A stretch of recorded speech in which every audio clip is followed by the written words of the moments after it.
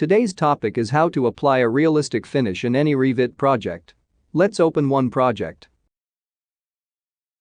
Click on the default 3D view. Go to the Manage tab. Select Materials. Click on the bottom left corner. Click on the new material. Let's assign a name to the material, like External Plastering 1. Tick on the Render Appearance box. Go to the Appearance tab. Click on Replace this asset. After clicking, the asset browser will open. In this lesson, we are going to apply realistic external finishes to the building model. Hence, for realistic finishes for plastering, search for stucco in Asset Browser. Based on your finishing requirements, select Coarse or Fine Finish. Next, click on the Replace the current asset option.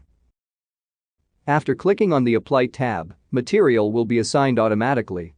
You can repeat the process to create different types of material finishes. Since 3D modeling is a time-consuming job and required lots of patience, so this portion is fast-forwarded. Next, go to the Architecture tab. Select any object from the model. Click on the Paint option. Search for your created material. Click on that material and do not close the pop-up window or press Escape.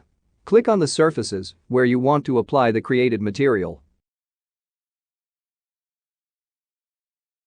So here you can see that realistic plaster finishing is applied to the model. Like, subscribe, and share our videos for more interesting topics.